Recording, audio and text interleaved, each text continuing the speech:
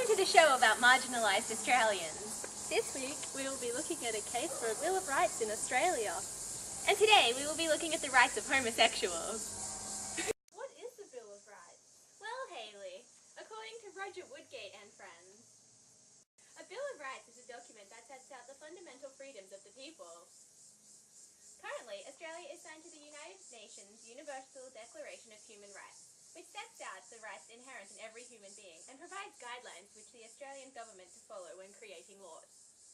However, this document is not able to be enforced in a court of law in Australia, and so a constitutional Bill of Rights is needed in order to guarantee the rights of all Australians. Furthermore, Australia is the only country in the Western world without a Bill of Rights. Oh, Hayley, you silly goose! A Bill of Rights in Australia would be included within the Constitution. So, a referendum, that is, a vote by the Australian public, to amend the Constitution would be needed in order to create a Bill of Rights. It is ultimately up to the Australian community. Why do we need a Bill of Rights in Australia, Hayley? Well, you see, Maddie, a Bill of Rights would guarantee the basic human rights that every single human being is entitled to. In 2000, Prime Minister John Howard expressed his opinion that the basic rights of Australians were already well protected without a Bill of Rights. But this is clearly not the case, as many marginalised groups do not have access to their rights. For instance, where heterosexual couples are given the right to marriage, homosexual couples do not share this right. This is a big no-no. Under Article 2 of the Declaration of Human Rights, all people, regardless of race, gender, religion, sexuality, and all that jazz, are entitled to the same rights. Article 7 of the document then cites that all individuals must be equal before the law. Hey, let's listen into the Senior Citizens bi-monthly gossip sesh. Anyway, apparently in Australia, homosexuals are treated unjustly and unequally under both federal and state legislation. Did you know that gay and lesbian couples are prohibited from being married under Commonwealth legislation, the Marriage Act 1961 and the Family Law Act 1975? The Marriage Act does not specifically define marriage as a union between a man and a woman, but just between you and me. It says that marriage celebrants and officers are required to explain that marriage in Australia, as stated in the Family Law Act, is a union between a man and a woman to the exclusion of all others. Oh my goodness! And you know, I was reading, so if old Mary were to leave Sarah, the law would not recognise baby Anne, the baby Sarah had through IVF, as old Mary's own, because there is no bias. Oh, I would never have guessed. Anyway, I've heard that back in 1992, the Australian Defence Force lifted an existing ban on openly gay and lesbian members. But, you know, the partners of gay members still don't. They're not entitled to any relocation expenses or defence accommodation, nor are they provided with any counselling, funeral expenses, compensation, death benefits, or a pension if their partner is killed. Isn't it disgraceful? How appalling! My son, who is studying law at university, told me that the age of consent for sex is different for homosexual males too. I found out that rather than 16, the legal age for sodomy is 18, according to Section 208 of the Queensland Criminal Code.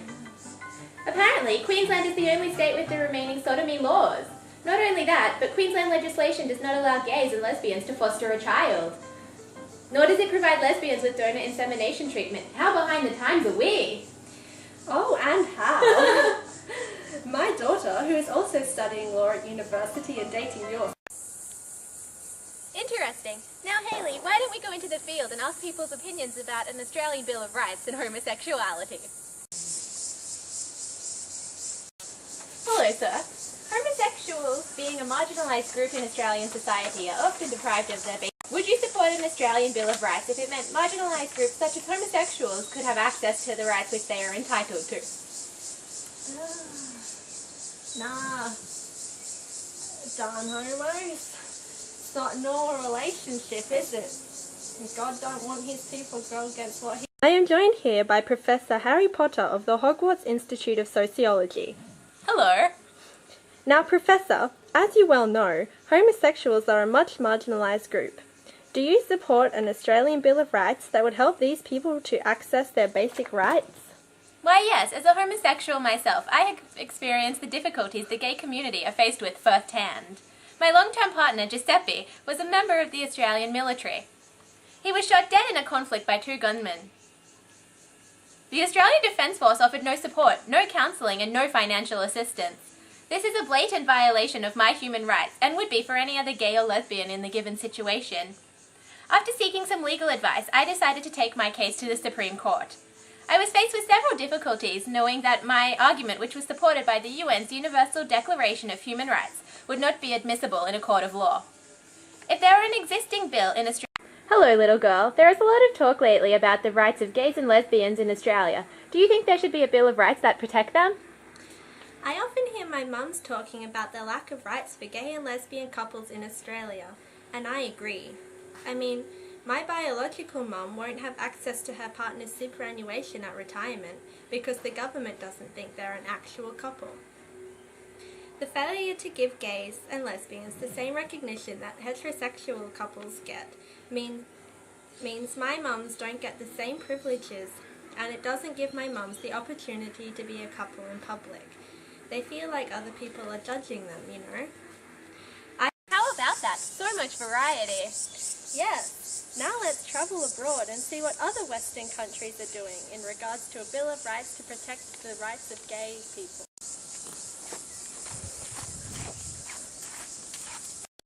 Here we are in the lovely Canada with Charter of Rights and Freedoms expert Ishmael Mapleleaf. How do you do, eh? Very well, thank you. Now, Canada's Charter of Rights and Freedoms provides protection from discrimination based on sexual orientation. Well, it allows homosexual couples access to the same benefits that heterosexual couples are entitled to. They are able to be married under Canadian law, and all documentation will state that they are a married couple.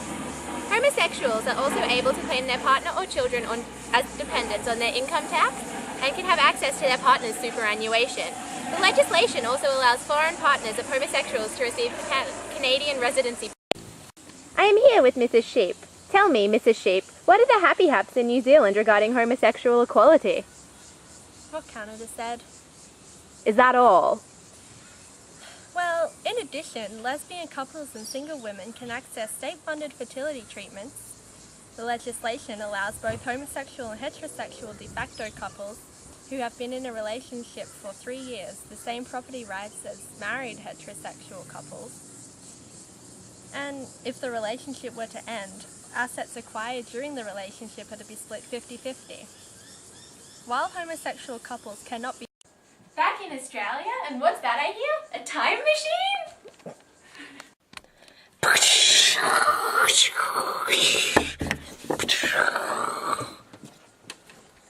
You must have come from Australia from 30 years into the future. Do you have a Bill of Rights?